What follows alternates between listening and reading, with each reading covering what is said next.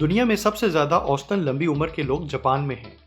वहाँ के लोगों की औसत उम्र 85 साल है, जबकि हमारी औसत उम्र पाकिस्तान में 65 साल है। जापान के एक इलाका ओकिनावा में ये औसत उम्र और भी ज़्यादा है, और यहाँ दुनिया में सबसे ज़्यादा 100 साल से ज़ायद उम्र के लोग रहते हैं। फ्रांसिस मैरालेक्स और हेक्टर ग्रेशियर ने ओकिनावा के लोगों पर रिसर्च की, उनकी ज़िंदगियों को करीब से देखा और उसके बाद ये किताब लिखी, जिसका नाम है इकिगाई। इस किताब में यह बताया गया है कि ओकिनावा के जजीरों में और देहातों में आखिर ऐसी क्या खास बात है कि वहाँ आम लोग 100 साल से ज़ायद उम्र जीते हैं। इकिगाई लफ्ज़ जापानी ज़बान में दो अल्फाज से मिलकर बना है। इकी का मतलब है ज़िंदगी और गाई का मतलब है रीज़न, यानी ज़िंदगी का मकसद। जापानी ज़िंदगी के मकसद को कितनी अहमियत देते हैं, इसका अंदाज़ा इस बात से ही ले लें कि उन्होंने अपनी ज़बान में इसके लिए एक ख़ास लफ्ज़ रखा हुआ है। जापानीज अपनी इकिगाई तलाश कैसे करते हैं? इसका जवाब है 4 सवालात में। सबसे पहले ये मालूम करना कि हमें क्या चीज़ अच्छी लगती है, या किस चीज़ का काम का शौक है, या क्या काम करके खुशी मिलती है। दूसरा ये है कि हम कौन से काम अच्छे तरीके से कर सकते हैं, किस काम के लिए स्किल है हमारे पास। तीसरा सवाल ये है कि क्या इस काम की दुनिया को ज़रूरत भी है, इसकी क्या मांग है। और चौथा सवाल ये है कि क्या ऐसा काम करने से हम कुछ पैसे भी कमा सकते हैं। इन सवालात का जवाब जिसको जितना जल्दी मिल गया उसने अपनी इकिगाई पा ली, और किसी को इसका जवाब आसानी से नहीं मिलता। लेकिन जापानीज की खास बात यह है कि वो अपनी इकिगाई हासिल करने की कोशिश नहीं छोड़ते, बस लगे रहते हैं। आखिर जिंदगी का मकसद तलाश करने में अपनी इकिगाई तलाश करने से लंबी जिंदगी जीने का क्या ताल्लुक है? राइटर्स ने ओकिनावा के लोगों में देखा कि एक तो वो जो काम करते हैं वो शौक से कर रहे होते हैं, उसे एंजॉय करते हैं, अपने काम में इतने मगन होते हैं कि उन्हें कुछ और सोचने का वक्त ही नहीं। वो लोग कोई बड़े काम नहीं कर रहे होते, मामूली से काम, जैसे कोई गार्डनिंग करके फूल बेच रहा है, कोई अपने छोटे से रेस्टोरेंट में खुद कुकिंग कर रहा है, कोई खुद दरिया से मछलियां पकड़ कर और फिर बेच रहा है। जितना शौक से आप काम करेंगे, आप फोकस करेंगे, तो आपका दिमाग बाकी वरीज को, स्ट्रेस को अंदर आने से रोक देगा, ब्लॉक कर देगा, और यूं आपकी सेहत अच्छी रहेगी। दूसरा ये है, ये लोग जब अपनी ज़िंदगी का मकसद इकिगाई तलाश कर लेते हैं, तो वो एक ऐसा काम होता है जो आप सारी ज़िंदगी तक शौक से कर सकते हैं। उस काम को करने से आपको एनर्जी मिलती है।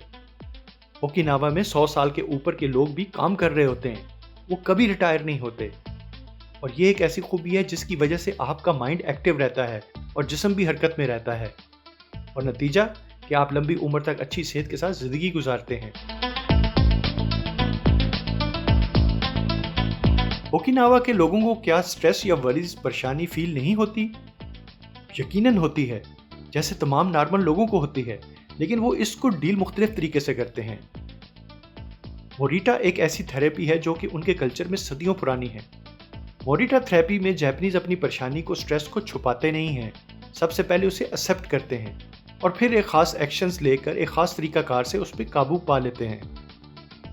सबसे पहले एक हफ्ते के लिए ये लोग अपने आप को तमाम डिस्ट्रैक्शन से, हत्ता के लोगों से भी दूर कर लेते हैं। एक हफ्ता मुकम्मल बेड रेस्ट करते हैं।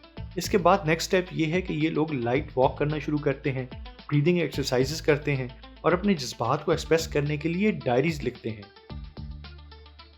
तीसरे स्टेप पे ये अपनी फिजिकल एक्टिविटी को बढ़ा देते हैं और साथ में कोई और क्रिएटिव काम भी शुरू कर देते हैं। चौथे और आखिरी मरहले पे ये लोग अपने स्ट्रेस पे तो काबू पा चुके होते हैं, लेकिन अब दोबारा से नॉर्मल जिंदगी में जाने की तैयारी कर रहे होते हैं। और इस स्टेज पर वो अपनी जिंदगी के मकसद को, यानी इकिगाई को दोबारा सोचते हैं, दोबारा तलाश करते हैं। अगर तब्दील करने की जरूरत हो तो वो उसे तब्दील कर देते हैं। ओकिनावा के लोग कोई ज्यादा स्पोर्ट्स या जिम में नहीं जाते, तो फिर वो जिस्मानी तौर पे फिट कैसे रहते हैं? ये लोग सिंपल मूवमेंट पे यकीन रखते हैं, यानी एक जगह पे ज्यादा देर बैठते नहीं हैं, अपने काम में भी हरकत करते रहते हैं। सुबह सवेरे उठते हैं और अपने घर के छोटे से गार्डन में कुछ ना कुछ उगाया होता है, वहां पर कुछ मूवमेंट करते हैं, और फिर अपने पड़ोस में, कम्युनिटी में एक जगह पे इकट्ठे होकर अपने रवायती अंदाज में एक्सरसाइज करते हैं।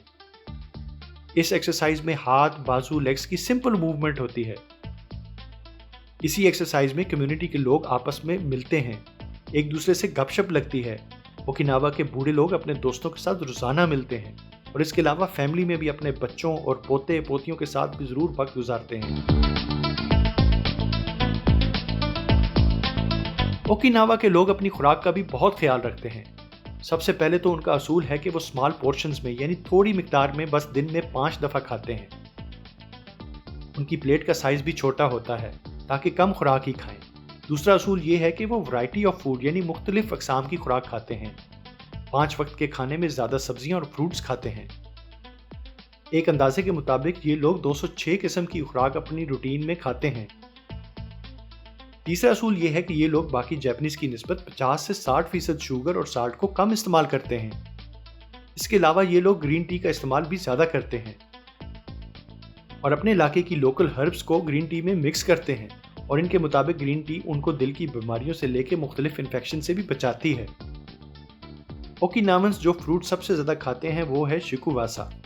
ये माल्टे से मिलता जुलता फ्रूट है जिसके बहुत से फ़ायदे हैं।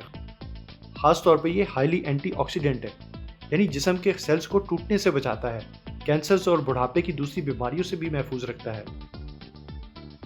और इस फ्रूट को ना सिर्फ ये लोग खाते हैं बल्कि अपनी दूसरी डिशेस और ख़ास तौर पे केक की भी रेसिपीज में इस फ्रूट को शामिल करते हैं। तो ये हैं ओकिनावा के लोगों की सादा ज़िंदगी और उनकी आदत और कल्चर जिससे वो एक सेहतमंद और लंबी ज़िंदगी जीते हैं। हम मुकम्मल तो ओकिनावा की तरह नहीं बन सकते, लेकिन कुछ बुनियादी असूल ऐसे हैं जो हम अपनी ज़िंदगियों में भी अपना सकते हैं और सेहतमंद और भरपूर ज़िंदगी जी सकते हैं।